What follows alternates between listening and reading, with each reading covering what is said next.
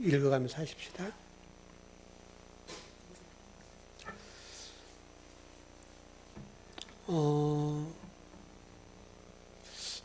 이 한 주간 동안에 저는 좀 이 생각을 했어요. 대통령의 자리는 어떤 자리인가? 이제 오늘 본문을 해석하는데 좀 도움이 되도록 생각을 해봤는데,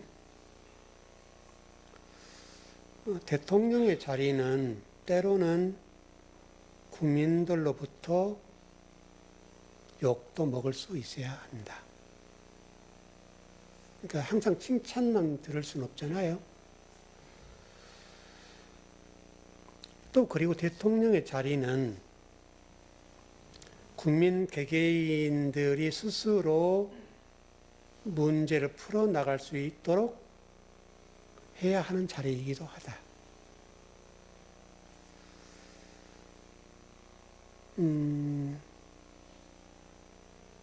예를 들면,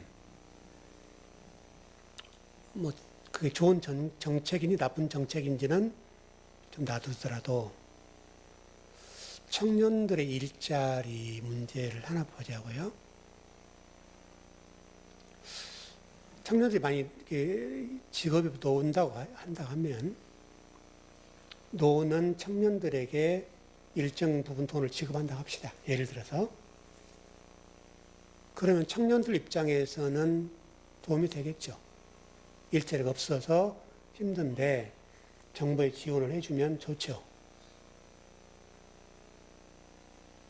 그러면 그걸 좀 뒤집어서 보면, 그러면 청년들이 적극적으로 자기 일을 개척하거나 자신의 미래를 개척해 나가는데 마이너스 요소도 작용하겠죠. 예를 들어 그렇다는 거예요. 그러니까 개개인 스스로가 문제를 풀고 해결해 나갈 수 있도록 대통령은 그것도 해야 된다. 그럼 욕도 얻어먹겠죠. 왜냐하면 국민들이 어려울 때마다 대통령이 정부의 추경안을 해서 이게 뿌려주면 도움은 되겠죠. 그럼 도움 안 돼도 되죠. 그거를 모르는 사람은 없죠.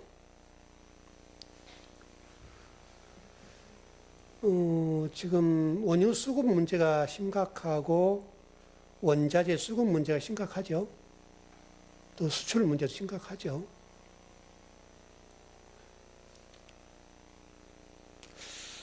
여러분, 우리나라 지금 빚이 얼마인 줄 아세요? 우리나라 빚. 우리는 별로 관심이 없는 거잖아요. 그렇죠? 근데 저는 목사님과 관심이 있는 거죠. 우리나라 빚이 지금 6,500조. 6,500조. 여러분 놀라시죠? 조라고 하는 것은 천억이 10번에서 1조가 되는 거잖아요. 6,500조.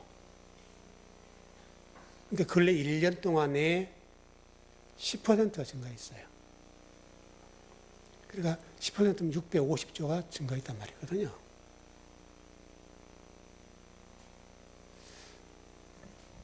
그래서 저는 대통령의 자리가 중요하다 보는 거예요. 그러니까 국민들의 칭송을 받기 위해서 1년 동안에 10%의 빚을 빌려와서 국민들이 뿌려주면 좋죠. 그러면 그 빚은 누가 갚냐 이거죠. 우리 다음 세대가 갚아야 되죠. 그럼 다음 대통령은 그것 때문에 어려워요, 안 어려워요? 어려워지죠. 예를 들어서 여러분, 그 김영삼 정권, 김대중 정권 이때 IMF 때 여러분 그 경험해 보셨잖아요. 근데 이번에도 뭐 25억을 추경한다고 그래서 물론 여러 가지 이유가 있죠. 원유 공급, 그 다음에 수입 자재 문제, 또 기업의 공장이 스톱할 수 있죠. 원료가 없으니까. 그런 문제도 있죠. 근데 저는 추경을 하는 건 좋다고 보는데, 먼저 해야 될 일은 우리 국민들로 하여금 스스로 허리띠를 졸라매고 스스로 전략 정신을 가르쳐 주고, 그래서 전기 한 덩이라도 아끼자. 일단 먼저 호소는 그쪽이어서 된다 봐요. 근데 지금 뭐 추경한다는 얘기를 들어보니까 아까 아침에 기획재정부 장관 나와서 얘기한 걸 좀 들었는데요. 여러 가지가 있었지만은 일단 취약계층 얘기가 많이 나왔고, 그 다음에 기업 어려운데 좀 도와주세요. 기업 어려운데라고 하는 것은 수급의 문제 생긴 기업들이 공장이 안 돌아가면 직원 얼굴 못 주고 이런 것도 있을 수 있고, 그런 거는 가능하다 이거죠. 제가 보기에는. 근데 취약계층이라고 한다면 뭐 민생 문제 뭐 이런 쪽이니까 도움은 될 수 있으나, 물론 어려우신 분들 입장에서는 단 몇십만 원 받으면 좋죠. 그거 나쁘다고 할 수는 없어요.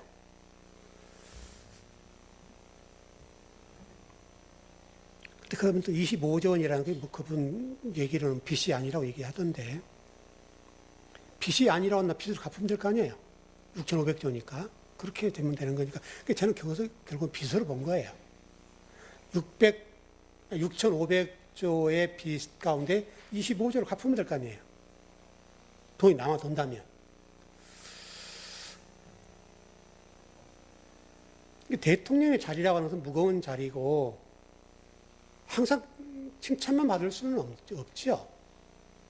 그리고 국가의 비전과 미래를 위해서 때로는 과감하게 나가야 될 때도 있고, 또 국민들 하여금 호소해야 될 때도 있고. 여러분, 김대중 대통령 때 IMF가 극복할 수 있었던 게 뭐예요? 김대중 대통령이 한 게 뭐냐면 국민들 하여금 그 어려움에 동참하도록 했던 거잖아요. 금모으기 운동. 금이 물론 많이 나왔지만 그보다 더 중요한 건 국민의 정신이죠. 국민의 정신이 이걸 극복해야 된다고 하니까, 그렇지 않으면 나라가 망한다. 이것 때문에 국민들의 허리띠를 졸라맨 거 아니에요? 근데 그래서 우리가 IMF를 쉽게 넘어갔거든요. 근데 그런 국민들을 하나로 모으지 못했으면 우리나라가 그 IMF로 인해서 굉장히 어려웠을 거예요. 저는 이번에도 이 전쟁이 얼마나 갈지는 모르지만 어떤 어려운 건 사실이죠. 어렵죠, 여러분. 지금 어렵죠. 그러니까 일대 대통령이 먼저 국민들로 하여금 그 정신을 심어줬으면 어땠을까. 어려우니 추경해서 그 어려운 가정들, 취약계층에 돈을 뿌려주겠다. 이렇게 얘기하니까 어려우신 분들 입장에서는 좋을 수 있죠. 근데 큰 그림으로 보면 결국은 그렇게 아름다운 그림은 아닌 것 같아요. 제 개인적인 생각입니다. 여러분 생각 다를 수 있어요. 그러니까 오늘 본문과 관련돼서 지금 제가 이렇게 풀어보는 거예요. 우리 신앙인들 똑같단 말이죠. 우리 지난 몇 주 동안에 포도나무 비유에 대해서 공부를 했죠. 거기서 열매라고 하는 것을 했는데 열매가 뭐냐? 사랑이라고 그랬잖아요. 사랑. 오늘 여러 본문도 읽었습니다만은 이 사랑이라고 하는 것이 세상에서 말하는 사랑이 아니라는 거예요. 이 사랑을 하게 되면 세상 사람들로부터서 미움을 받는데요. 근데 그 사랑이 하나님의 사랑이라고 그랬잖아요. 하나님의 사랑을 하면 세상이 너희를 미워하게 될 거야. 이게 성경의 가르침이에요. 근데 여러분, 우리들은 이 기독교, 또 크리스찬이라고 한다면 크리스찬의 기독 세계관을 가지고 좀 더 세상을 사랑하고 좀 더 섬기고 좀 더 이렇게 따뜻하게 온기를 품어주자. 그래서 우리 기독교가 이렇게 하면 세상 사람들이 따라와서 우리를 본받아서 이 세상이 아름다워지지 않겠느냐. 이게 지금 보편적인 이 어떤 사랑의 개념 같아요. 기독교도 마찬가지고 세상 사람도 마찬가지고 그래요. 그러면 세상이 살만한 세상이 된다. 이게 기독교 역할이다. 여러분 아름다운 얘기잖아요. 아름다운 얘기죠.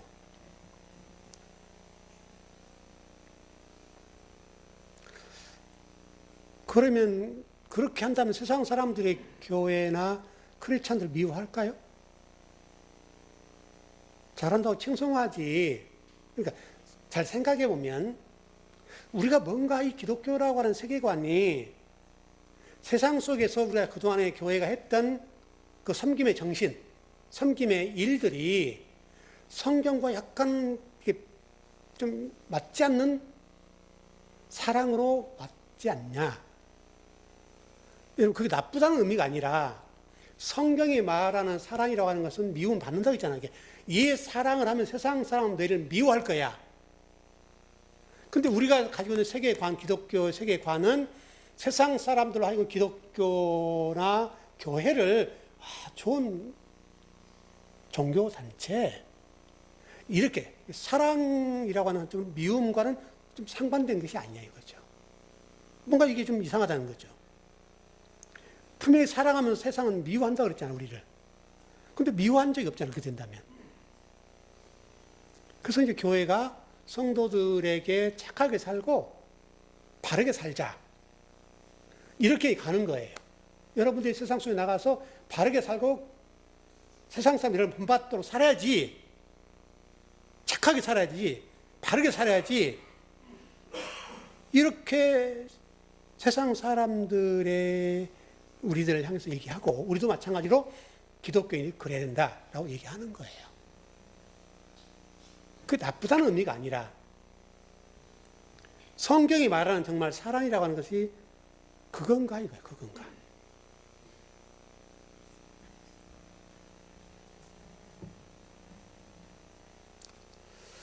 저는 이번 말씀을 정리하면서 그동안 교회가 하나님의 사랑에 대해서 일정 부분 잘못 가르쳐온 부분도 있겠구나.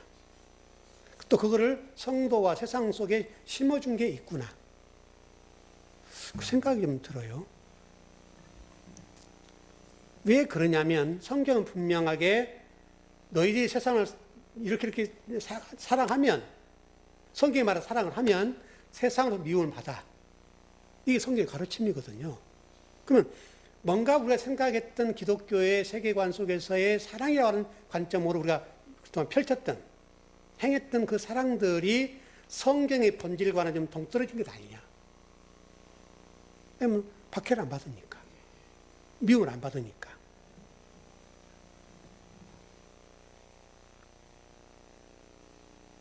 교회가 그동안에 그 일을 잘해왔던 것 같아요. 섬김, 구제, 헌신, 이웃사랑, 또 우리 제가 가는 지역사회, 섬김.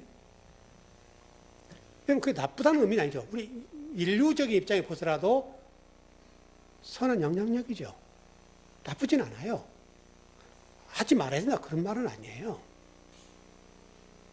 어쨌든 분명히 성경이 얘기하고 있는 사랑과 우리가 실천하는 사랑과의 뭔가 모르게 이렇게 좀 이렇게 부딪히는 부분이 생깁니다. 그러면 제가 여러분들 그런 설교를 했던 기억이 나는데, 교회는 구제기관은 아니다. 근데 교회가 잘못 인식이 되면 구제기관 정도로 이해하는 사람들이 많아요. 그리고 세상 사람들이 물어보세요. 교회가 세상을 섬겨야지. 이렇게 가는 거예요.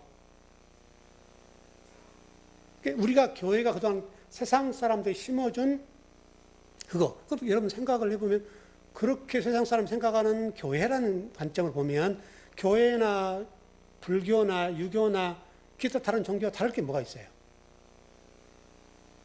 여러분 실질적으로 여러분 그 불교 있잖아요. 그 사람들 구제요. 우리보다 훨씬 많이 합니다.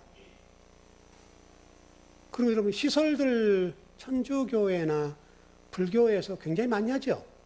기독교보다 많이 해요.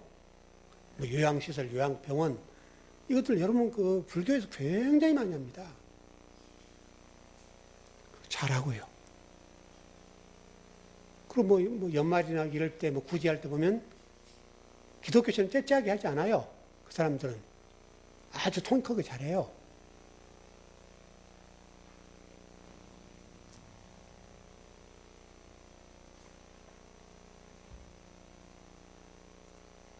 성경은 이 사랑에 대해서 우리가 뭔가 지금 하고 있는 사랑과 약간은 다른 이걸 가르쳐 준단 말이죠. 오늘 본문에 보면 요한복음 15장 19절에 보면 자기의 것을 사랑한다고 되어 있단 말이에요. 여러분 본문 한번 잘 봐보세요. 19절.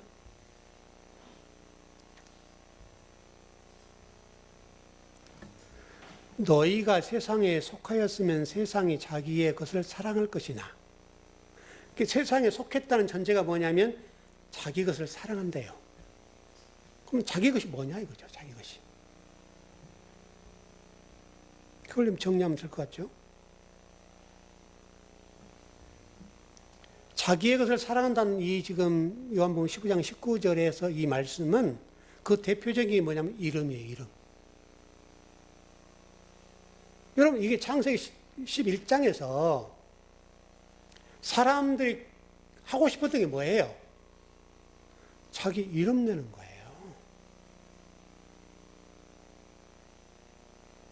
바벨탑 사건의 핵심이 자기 이름 내는 거잖아요. 명성. 자기 이름 내는 거. 그게 표현이 적당할지는 모르겠습니다만은 표현이 좀 달리해서 만약에 교회가 이 지역사회에 구제를 많이 한다. 그러면 이 구제하는 목적이 뭐죠? 좀 이제 표현이 어떨지 좀 모르겠습니다만은 그럼 교회가 이 지역사회를 섬기는 목적이 뭐예요? 가난한 사람 돕자. 그런 목적이 있겠지만 교회가 출발할 때 그래서 교회 예산에서 20% 30%를 떼어서 지역사를 섬긴다 라고 전제하면 그 교회가 당회나 교회 어떤 큰 기관들 모여서 교회 중요한 단체가 모여서 결의를 했다고 한다면 한 목적이 뭐예요?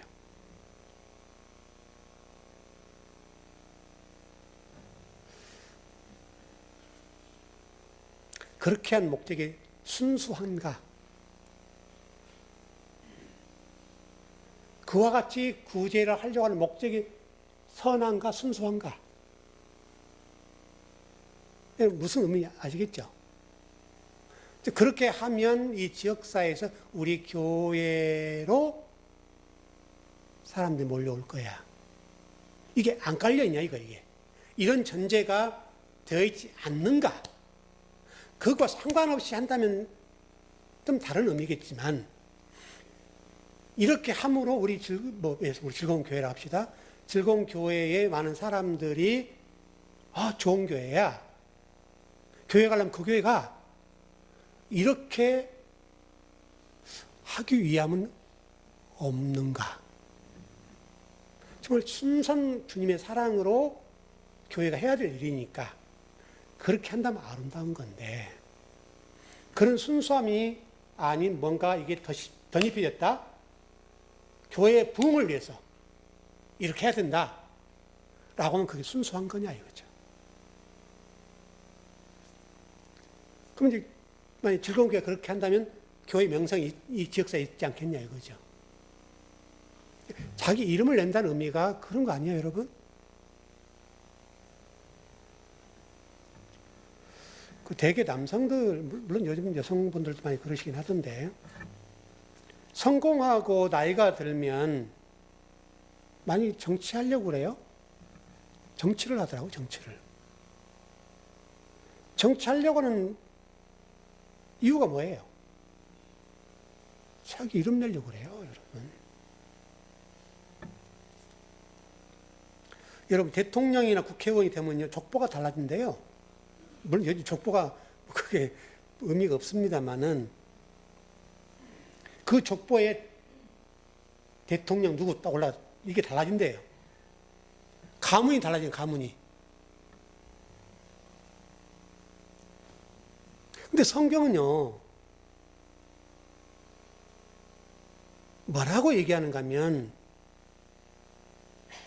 네 이름 제발 버려.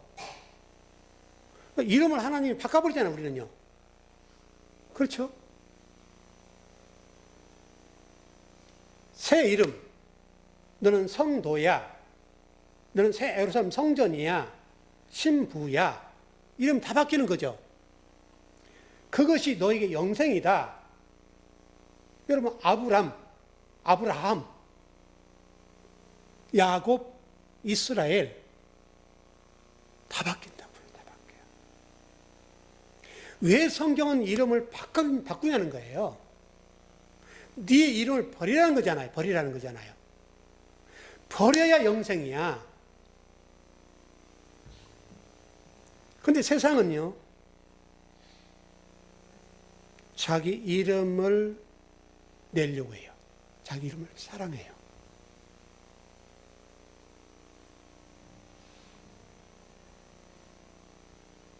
여러분 19절 말씀 잘 봐보세요. 내가 너희를 세상에서 택하였기 때문에 세상이 너희를 미워하느니라. 우리가 미움받는 것은 왜 미움받는가 하면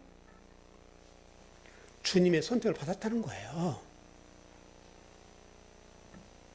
그래서 택했다는 단어가요, 택하였기 때문이잖아요. 밖으로 불러냈다. 밖으로 불러냈어요. 세상으로부터 너를 끄집어냈다. 그래서 애굽에서 끄집어냈다. 똑같은 의미예요.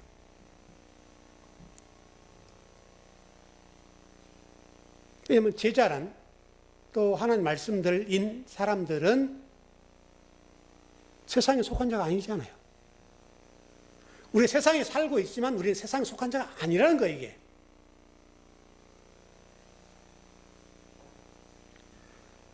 여러분 요한복음 3장 31절 가봐요.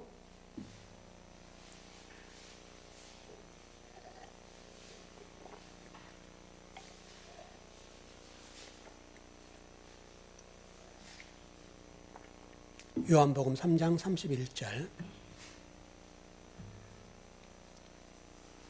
예, 시작. 위로부터 오시는 이는 만물 위에 계시고 땅에 산 이는 땅에 속한 것을 말하느니라. 하늘로부터 오시는 이는 만물 위에 계시나니. 우리 주님은 위로부터 오셨다는 거예요. 그러니까 우리가 주님과 하나가 된다는 전제는 우리가 위로부터 오신 그분과 하나가 된다는 전제잖아요. 그러니까 우리는 위로 존재하는 그분과 같은 세상에 산다는 의미잖아요. 그런 여러분 이걸 얻어먹을 수밖에 없죠.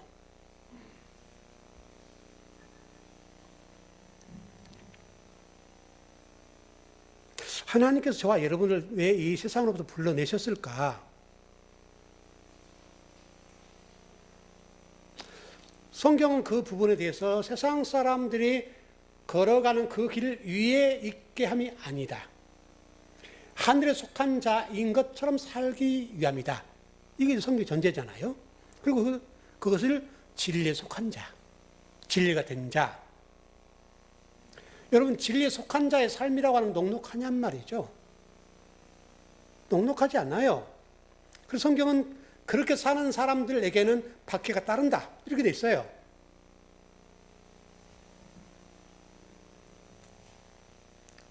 그 말인즉 그리스도의 말씀을 소유하면 박해는 따른다. 그 말이거든요.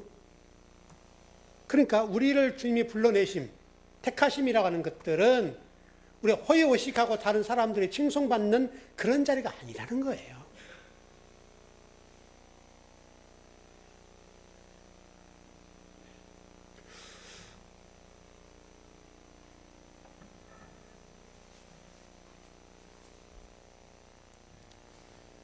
이게 참 어렵죠.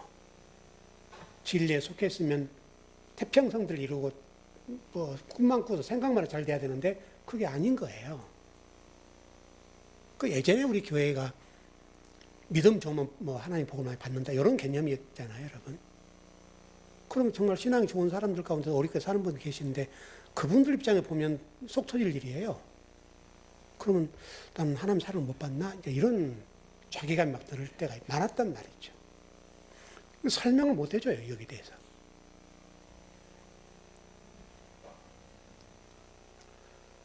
저도 진리가 된 사람들은 위로부터 오신 그분과 하나예요. 그러니까 성경은 지금 여기에 대해서 어떤 설명을 하는가 하면 어떤 신앙이면 똑같은 신앙생활을 하는데 하늘에 속한 자가 있고 땅에 속한 자가 있더라는 거예요, 이게. 여기가 이제 문제인 거죠, 구간이. 여러분, 요한복음 8장 23절 한번 봐봐요.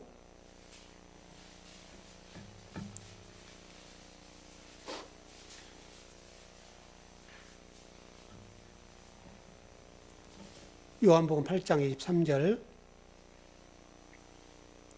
예, 시작.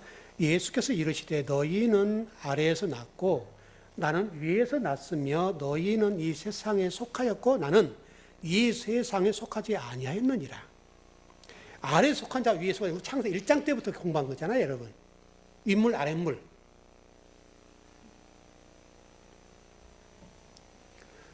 여러분 18장 요한복음 18장 3절 가봐요.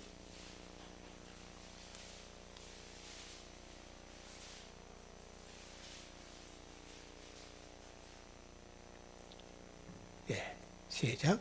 예수께 대답하시되 내 나라는 이 세상에 속한 것이 아니니라. 만일 내 나라가 이 세상에 속한 것이었더라면 내 종들이 싸워 나로 유대인들에 넘겨지지 않게 하였으리라. 이제 내 나라는 여기에 속한 것이 아니니라. 여기에 대해서 빌라도가 물어요. 37절. 18장 37절. 37절. 예, 18장 37절이에요. 예, 시작. 빌라도가 이르되 그러면 내가 왕이 아니냐? 예수께 대답하시되 내 말과 같이 내가 왕이니라. 내가 이를 위해 태어났으며 이를 위하여 세상에 왔나니 곧 진리에 대하여 증언하려 함이로라. 무릇 진리에 속한 자는 내 음성을 듣느니라 하신대. 여러분 사사기를 공부 중 해서 오이죠? 똑같은 얘기잖아요. 진리에 속한 자가 있고 진리에 속하지 않는 자가 있다. 그리고 진리에 속하지 않는 사람들은 자기들이 왕이 되려고 하는 거죠. 그리고 비진리는 아래에 속한 자고 진리에 속한 자는 위에 있는 자들이다. 이렇게 얘기하는 거예요, 지금. 그러니까 지금 이 세상은 자기를 사랑하고 자기를 사랑하는데 자기를 사랑한다는 의미가 뭐냐면 자기 이름을 내려고 한다. 자, 20절로 가봐요. 요한복음 15장 20절.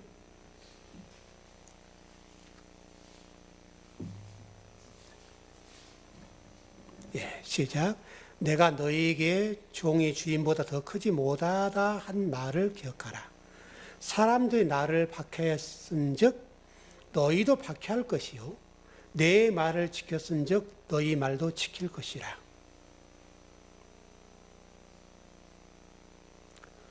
내가 너에게 종이 주인보다 크지 못하다 한 말을 기억하라.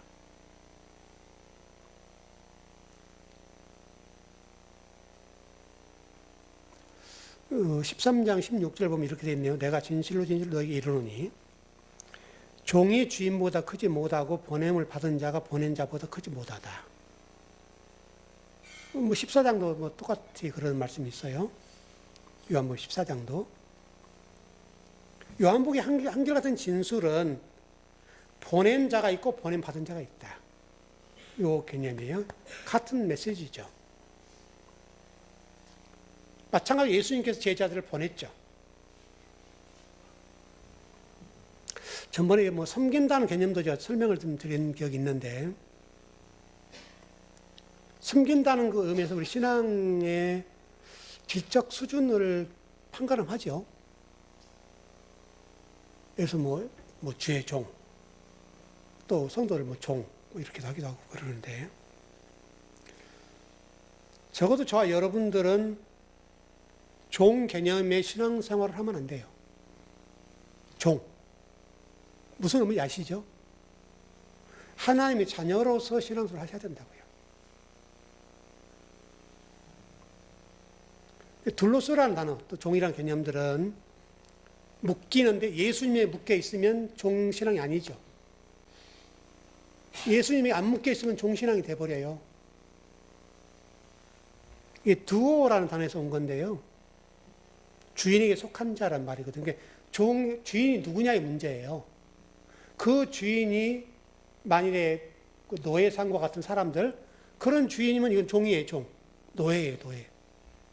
신앙도 그렇다는 거예요, 여러분. 신앙도.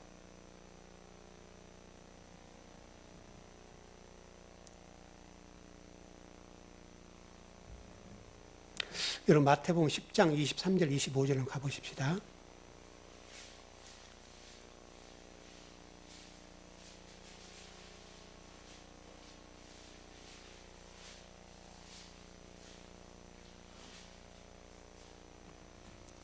마태복음 10장 23절에서 25절이에요.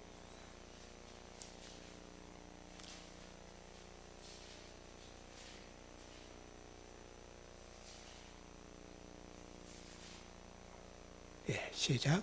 이 동네에서 너희를 박해하거든 저 동네로 피하라. 내가 진실로 너희에게 이르노니 이스라엘 모든 동네를 다 다니지 못하여서 인자가 오리라. 제자가 그 선생보다 또는 종이 그 상전보다 높지 못하나니 제자 그 선생 같고 종이 그 상전 같으면 족하도다. 집주인을 발세부리라 하였거든 하물며 그 집 사람들이랴. 종과 상전의 관계를 지금 설명하는 거죠.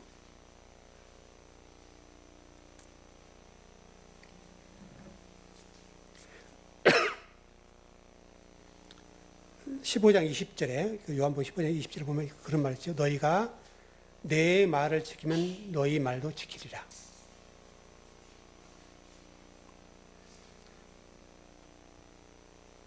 (21절로) 가보십시다.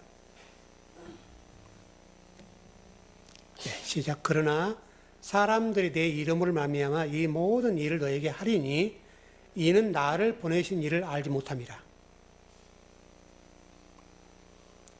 세상 사람들이 제자들을 적대적인 관계를 보고 박해하고 하는 이유가 나와 있죠. 왜 그러냐면 내 이름 때문이다. 주님의 이름 때문에. 진리가 여러분이 있다면 그 진리 때문에 세상 사람들이 우리를 박해한다는 거예요. 다른 박해가 아니라 우리가 그리스도인이기 때문에, 말씀이기 때문에 박해받는다. 그분과 내가 하나가 됐기 때문에 박해받는다. 그렇게 됐죠. 내 이름으로 말미암아 사람들이 내 이름, 주님의 이름으로 말미암아 이 모든 일을 너에게 하리니 이는 나를 보내신 일을 알지 못한다. 하나님도 딱 들어오고 다 들어오죠.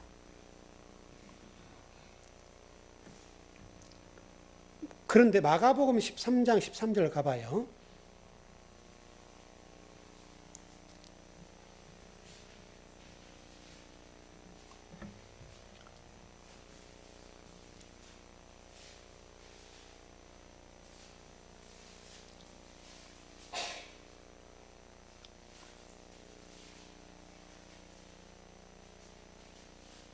마가복음 13장 13절. 시작. 또 너희가 내 이름으로 말미암아 모든 사람에게 미움을 받을 것이나 끝까지 견디는 자는 구원을 받으리라. 자, 정리 좀 하십시다. 첫 번째로 그리스도인들이 핍박을 받고 박해를 받는 이유는 요한복음 15장 21절을 보니 뭐라고 되어 있는가 하면 주님의 이름 때문에. 여러분, 영광스러운 일이잖아요, 여러분. 예수님의 이름 때문이란 전제가 뭐냐면 그리스도의 말씀 때문이라 그 말이죠. 말씀을 가지고 박해를 받는다. 여러분, 우리 그 사복음서에 보면 계속 그 흐름이 있는데 유대 종교 지도자들, 바리새인, 서기관, 사두개인들 다 포함해서 예수님과 갈등이죠. 계속 부딪히잖아요. 왜 부딪혔어요, 여러분? 그 갈등의 원인이 뭐예요? 예수님은 진리를 가르치는데 그들은 그것이 진리가 아니라고 하는 것 때문에 부딪혔잖아요. 그러니까 유대인들이 생각했던 진리와 예수님이 생각했던 진리가 다른 거예요. 그럼 여러분 지금은요? 지금도 마찬가지라고 말이죠.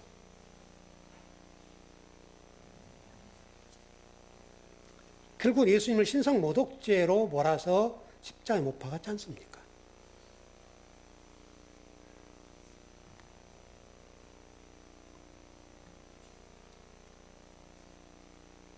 당시 생각해 보십시다. 유대 종교 지도자들과 유대인들, 이 사람들과 예수님이 격돌한 거죠. 그럼 물리적으로 보면 유대 종교 지도자들이 훨씬 많죠. 힘도 있고, 세력도 있고, 예수님 혼자잖아요. 바위에 계란 던지는 격이에요. 이제 이 문제 같아요. 현재 제가 이제 고민하고 한 사람의 목사로서 가슴 아픈 부분, 이 부분이에요. 너무 가슴이 아픈 거예요. 주류, 기득권이라고 하는 게 이 힘이잖아요, 여러분. 다수가 힘이잖아요, 지금. 다수.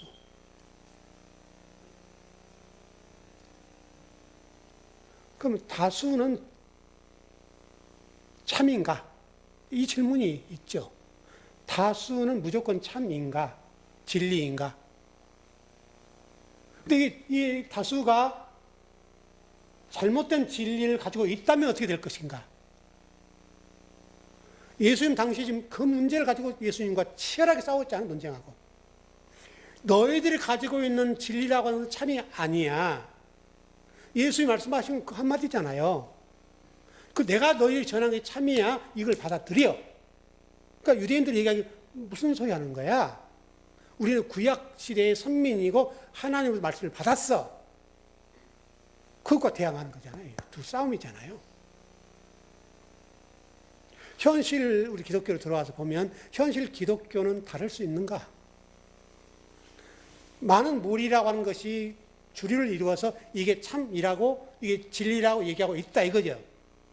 그럼 이게 진리가 유대인들의 입장에서는 예수님과 이 갈등했던 요인으로 만약 그렇게 된다면 이게 참이었으면 좋겠는데 진리였으면 좋겠는데 그게 아닌다고 한다면 어떻게 할 건가?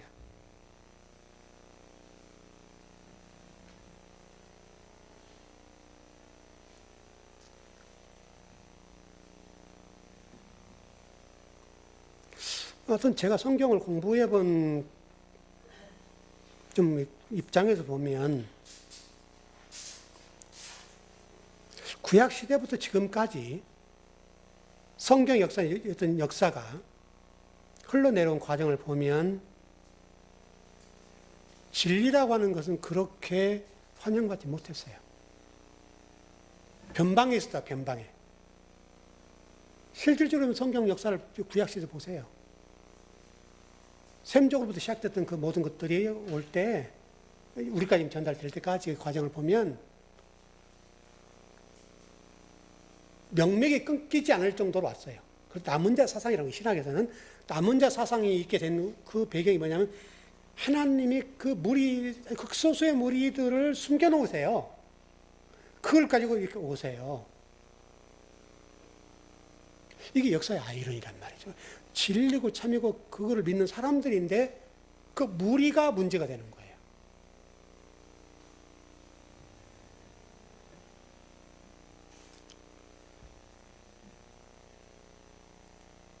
여러분 최근에요. 두쪽 거라고 뭐 이름도 잘 모르겠는데 그 비싼 거 있죠. 뭐 이거 중국에 들어온 거 두쪽 거라고 그래 뭐예요? 처음 들어본 분도 많으시죠. 명칭은 잘 모르겠어요. 두쪽훈가 뭔가 모르겠는데, 얘만한 거 하나 있어요. 그 비싼 거.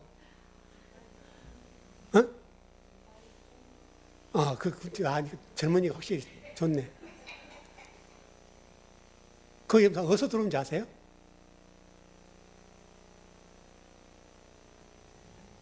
우리나라에서 나온 게 아니에요. 요즘은 이제 그 인터넷 매체 이런 것들이 발달되어 있어서 넷플릭스 이런 것들 저것도 있어가지고 뭔지 잘 모르겠는데 저도. 그런 것들이 발달되니까 그 금방금방 SNS 팍 퍼지고 해가지고 금방 이렇게 되고 그래요.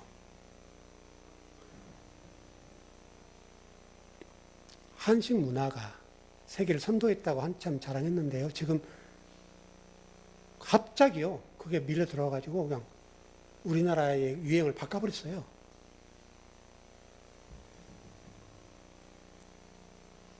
그래서 마치 그 문화에 동참하지 않으면 현대 젊은이가 아닌 것처럼 그렇게 돼버렸다니까요.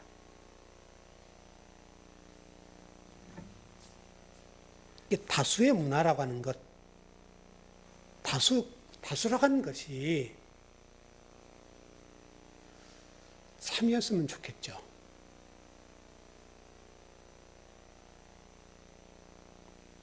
그리고 정통했으면 좋겠고.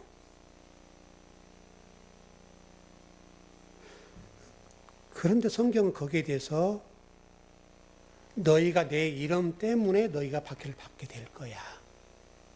여러분, 그러면 전제가 어떻게 깔린 거예요? 박해를 받는 사람들이 큰 무리는 아닐 거 아니에요. 그럼 큰 무리면 박해의 대상이 아니라 주류잖아요, 주류. 기득권이 돼버리잖아요. 그럼 박해가 없죠.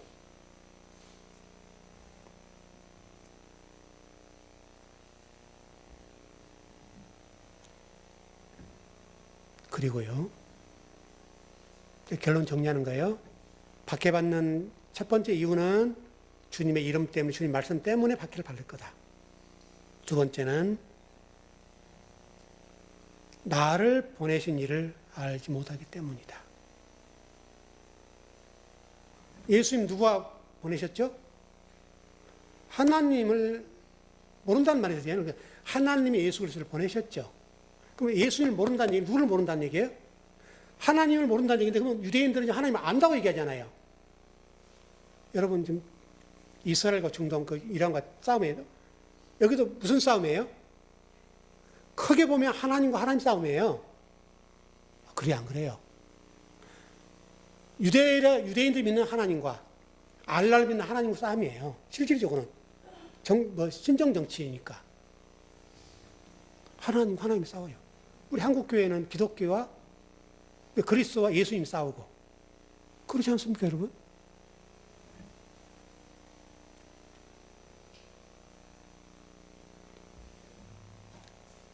그러니까 여러분 잘 정리하세요.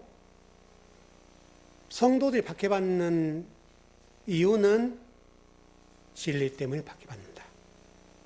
두 번째는 예수 그리스도를 보내신 자를 모르기 때문에, 그걸 안다는 전제가 되죠.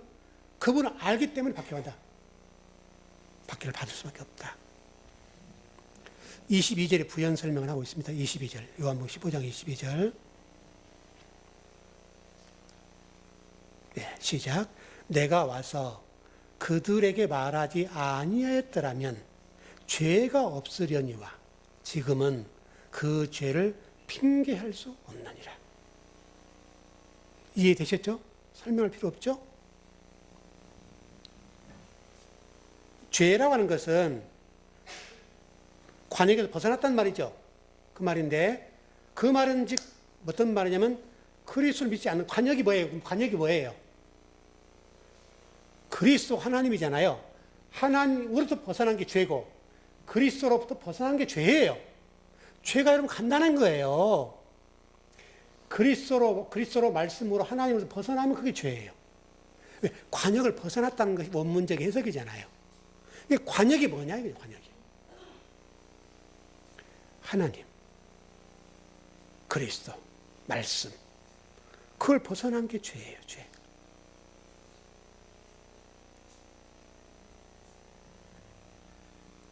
간단하게 정리할게요. 23절, 24절.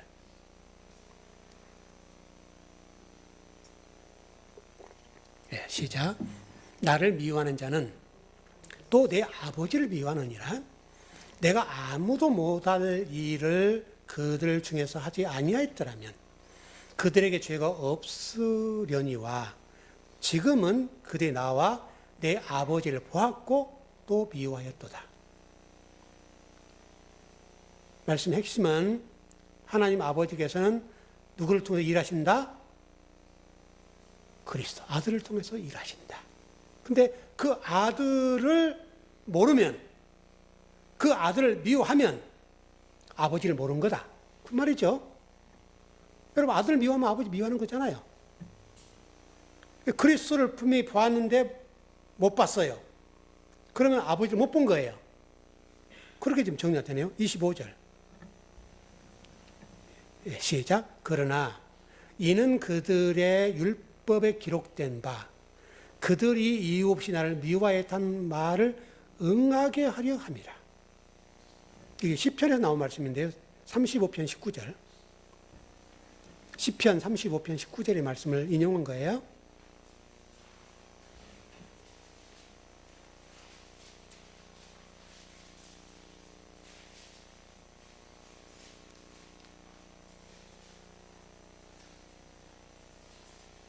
시편 35편 19절입니다. 예, 시작. 부당하게 나의 원수된 자가 나로 말미암아 기뻐하지 못하게 하시며 까닭없이 나를 미워하는 자들이 서로 눈짓하지 못하게 하소서. 까닭없다는 말은 어떤 원인 없이 누구를 미워한다는 말이잖아요. 까닭없이. 69편 4절도 한번 여러분 나중에 한번 읽어보세요. 좀 시간이 가서.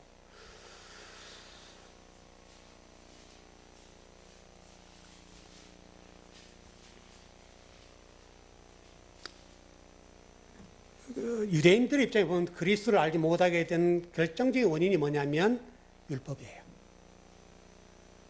율법은 하나의 말씀이죠. 말씀인데 그 말씀 때문에 그리스도를 모르는 거예요. 아이러니죠. 왜? 율법에 갇혀버리니까. 이게 문제라고요. 율법은 그림자잖아요. 우리 갈라디아서 말씀 보면 몽학선생이다. 초등학문이다. 율법이 필요 없다. 폐기하는 말이 아니에요. 율법을 통해서 진리하고 예수를 봐야죠. 그 통로와 같은 역할을 하는 거예요. 여러분 지금 이 나이에 여기 있게 된 것은 어렸을 때 부모의 교육, 가르침, 그 토대 위에 세워진 거잖아요. 그거 똑같다고요, 여러분. 좀 정리해 볼게요. 저와 여러분들은 예수님의 이름 또 진리 때문에 하나님을 알고 있는 그 사실 때문에 박해받는 것을 두려워하지 마십시오. 그게 살아있다는 증거, 살아있다 증거. 살아있는 거예요. 살아있으면 반드시 박해를 받게 돼 있어요. 그 진리를 알면 그 진리 때문에 박해를 받을 수가 있어요. 예수님께서 말씀하신 거니까. 그래서 그 안에 만일 여러분이 계시다면 여러분들이 하나님의 자녀라는 사실이고 선택받은 백성들은 사실 때문에 기뻐했으면 좋겠어요. 그 박해가 기쁨인 거예요, 기쁨. 그 은혜가 넘치길 바랍니다.